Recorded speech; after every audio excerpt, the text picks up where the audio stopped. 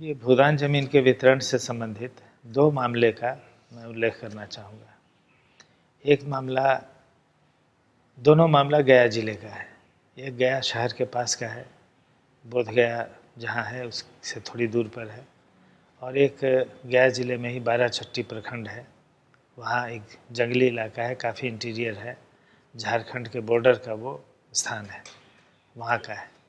तो इस दोनों मामले अलग अलग हैं जिसका जिक्र मैं करना चाहूँगा। एक है हमारे देश के बहुत प्रसिद्ध व्यक्ति श्री श्री रविशंकर, संत हैं, महर्षि हैं, उनके भक्त उनको अलग अलग तरह से पुकारते हैं। तो उनका एक आश्रम उन्होंने बनाया बोधगया से कुछ दूरी पर, रविशंकर जी का आश्रम। ऐसे नाम क्या है मुझे नहीं पता, लेकिन जब उन्होंने आश्रम बना लिया, घेरेबंदी कर ली, ज़मीन खरीद करके, जितने भी ज़मीन खरीदी सबका पैसा उन्होंने उसके मालिकों को दे दिया, उसका केवाला भी हो गया। तो जब और घर भी वहाँ बन गए, भवन बन गए, लेकिन पूरा नहीं हुआ था, क्रम में था। तब उनको पता चला कि इस बीच में करीब 2 भूदान किसान हैं जिनकी ज़मीन आती है। वो कुल मिला के करीब 1 एकड़ की होगी, 1 एकड़ या आधे एकड़ की होगी।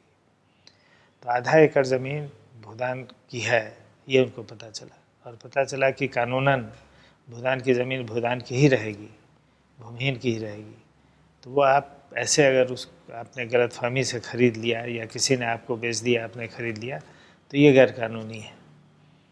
तो ये सब पता चला है उनको। तो वो फिर भूदान कमेटी के पास उनके आदमी आए, पटना में जो उनके प्रतिनिधि हैं, उन लोगों ने हमको अप्रोच किया कि भाई ऐसी ऐसी बात हुई है और अब क्या किया जाए।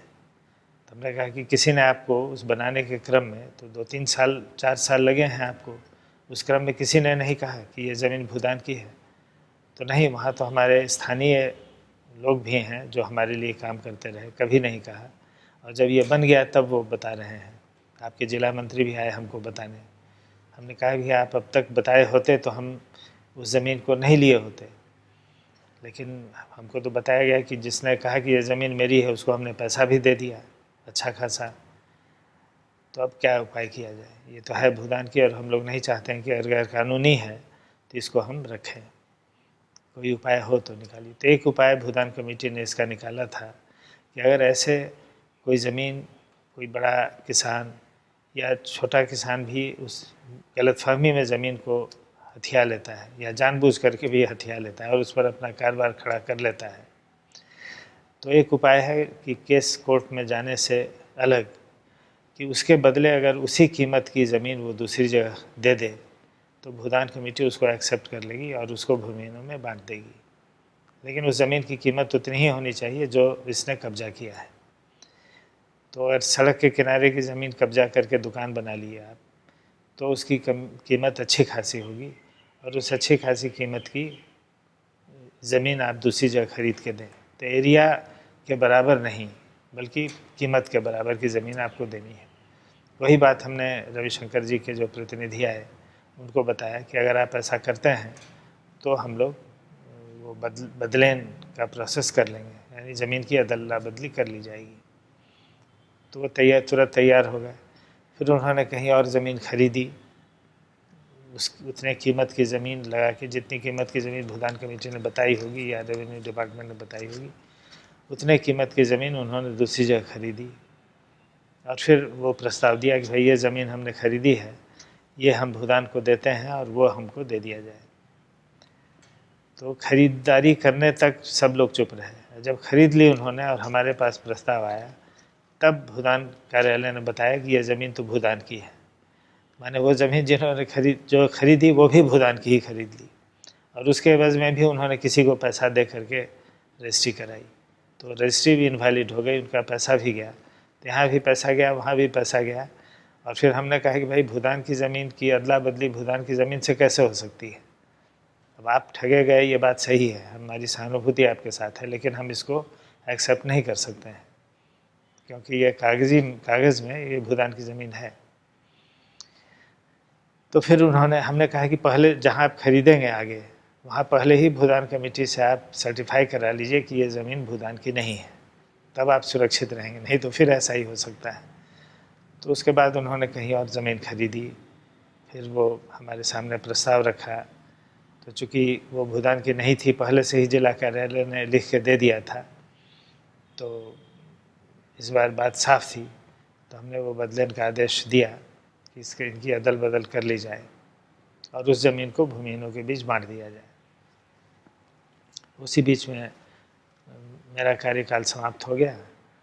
तो फिर आगे क्या हुआ, ये हमने सुना है कि अभी आगे भी वो जो अदल बदल कर ली जाए वो कार्रवाई आज तक नहीं हुई है, और वो परेशान होंगे, जो रविशंकर जी के आदमी होंगे, वो चाहते होंगे कि किस तरह से ये बात पूरी कर ली जाए।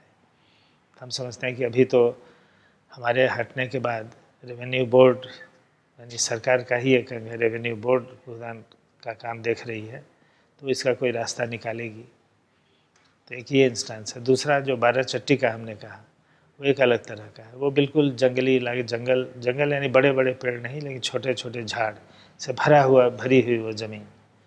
उसके पास जो सबसे पास का जो गांव है, उस गांव के लोगों के भूमिहीनों को ज़मीन वहाँ बांटी गई। वो भी ज़मीन उन लोगों के नाम से प्रमाण पत्र मिल गया, लेकिन वो कभी वहाँ जाके बसे नहीं, क्योंकि वो एकदम ऐसी ज़मीन थी, उसर तो थी ही, तुरंत वो दीमक वगैरह भी इतना था वहाँ कि उनका घर जिस झोपड़ी को बनाते थे, पूरी झोपड़ी को दीमक खा जाता था, इसलिए वहाँ वो जाना नहीं चाहते थे। लेकिन फिर भी कुछ लोगों ने वहाँ हिम्मत करके अपनी झोपड़ी बनाई थी और वहाँ रह के खेती उती कर रहे थे। तो जितने लोगों को ज़मीन वहाँ बांट दी गई थी, करीब 700 एकड़ की ज़मीन, एक प्लॉट दान में मिला था। कोई रानी थी, महारानी, उन्होंने दान दी थी। तो उस प्लॉट में जितनी ज़मीन बट गई थी, करीब 250 परिवारों को, उतनी ज़मीन छोड़ देने के बाद भी बहुत सारी ज़मीन बची हुई थी जो वितरण के लिए शेष थी, और उसमें भी जंगल झाड़ लगा हुआ था। तो जो बट गई है उस पर लोग कब्जा नहीं कर रहे हैं, तो जहाँ जंगल झाड़ लगा है उस पर क्या कब्जा करेंगे। लेकिन एक नौजवान आया, कहा कि मैं दिल्ली यूनिवर्सिटी में एमफिल हमने किया है, लेकिन हम गांव में जाके बसना चाहते हैं। मैंने कहा भाई तुम कैसे बसोगे, पढ़े लिखे आदमी, दिल्ली में पढ़े लिखे हो, ये तुम मजाक कर रहे हो।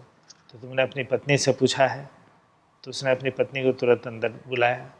पत्नी करीब 1 साल के बच्चे के साथ अंदर आई। हमने कहा कि ये जो कह रहे हैं कि तुम लोग सब छोड़ छाड़ के गांव में बसना चाह रहे हो, ये तुमको भी मंजूर है? तो कहा कि नहीं, मैं भी चाहती हूँ। बल्कि पति ने बताया कि ये पत्नी मेरी ज़्यादा चाहती है कि हम लोग कहीं किसानी करें गांव में और बच्चों की शिक्षा का काम करें। तो भूदान की ज़मीन अगर हम लोग को मिल जाती है तो ज़मीन कहीं जाके ख़रीदने का पैसा हम लोग के पास नहीं है। हम लोग भी किसान ही हैं, लेकिन 4-5 बीघा ज़मीन है। तो अगर भूदान की ज़मीन कहीं मिले तो हम लोग गरीब बच्चों के लिए काम करना चाहते हैं।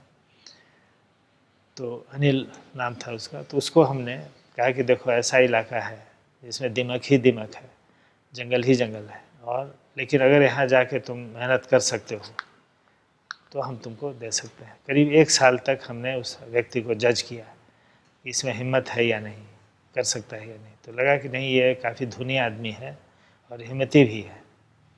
तो उसको हमने 10 एकड़ उसकी मांग थी, हमने 7 ही एकड़ ज़मीन, चाहते तो 10 एकड़ भी दे सकते थे, लेकिन सोचा कि नहीं, चूँकि ऐसे किसी भूमिहीन को देने के लिए जो ज़मीन है आप दूसरे को नहीं दे सकते हैं किसी अन्य पर्पज़ से। लेकिन चूँकि जयप्रकाश जी के समय से एक परंपरा चली आई कि ऐसे NGOs को या स्वयंसेवी संस्थाओं को जो कमिट करे कि हम गरीबों के लिए ही काम करेंगे, यानी भूदान किसानों के तबके के लिए ही काम करेंगे, उनके विकास के लिए, तो दी जा सकती है, और दी गई थी। कई आश्रम हैं उस समय के, 70 के दशक में बने, 60 के दशक में बने, जिनको ऐसी ज़मीन कुछ दी गई, 3 एकड़ 4 एकड़ या आवश्यकता अनुसार कहीं ज़्यादा भी। तो उस उदाहरण को सामने रखते हुए हमने इसको 7 एकड़ ज़मीन दी। और यह आदमी अपनी पत्नी के साथ 1 साल के बच्चे के साथ जाके उस बियाबान में जाके रहने लगा। पास में जो गांव था उसमें किराए पर मकान लिए करके इसने सारी व्यवस्था की, उस जगह को साफ़ किया, करवाया, और फिर वहाँ जाके बस गया। धीरे धीरे दिल्ली में पढ़ा लिखा था तो इसके लिंक्स भी थे, साथियों ने मदद की, उन लोगों की मदद से इसने अपना घर बनाया, घर भी नए तरीके का बनाया। किसी दूसरे NGO के लोग आए, उसके डायरेक्शन में मिलजुल करके इन्होंने मजदूरी भी की, माने लिटरली जिसको कहते हैं कि खुद मजदूरी करके, खुद मेहनत करके, जो NGOs के लोगों ने सपोर्ट किया वो लोग भी मजदूरी करके उन्होंने घर खड़ा किया।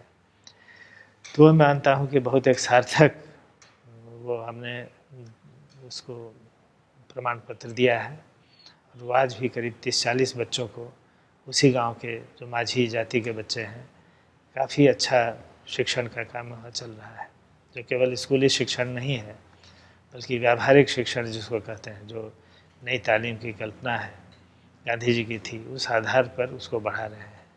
हालांकि गांधी जी की नई तालीम को हम चला रहे हैं ऐसा करके नहीं है उनका है कि जो बच्चों के लिए ज़्यादा से ज़्यादा अच्छी शिक्षा हो सकती है, फिलॉसफी पढ़े हुए है तो उसके अनुसार जो उसको लगता है वो उस तरह से आगे बढ़ रहा है। और हमने कहा भाई तुम गांधी का नाम लो ना लो उससे क्या मतलब है, ये बच्चों का जो अच्छा शिक्षण हो वही गांधी का शिक्षण है। तो इस काम को वो कर रहे हैं वहाँ, तो ये एक सार्थक काम है। हालांकि सरकार कानून में उसको उलझाने की कोशिश करेगी कि भाई ये प्रमाण पत्र इनको दिया गया, ये तो भूमिहीन नहीं है, क्यों दिया गया, 10 सवाल करेगी और इनका रद्द करो, ये सब करेगी। लेकिन उस सब का मुकाबला किया जाएगा और देखते हैं क्या होता है। समाप्त।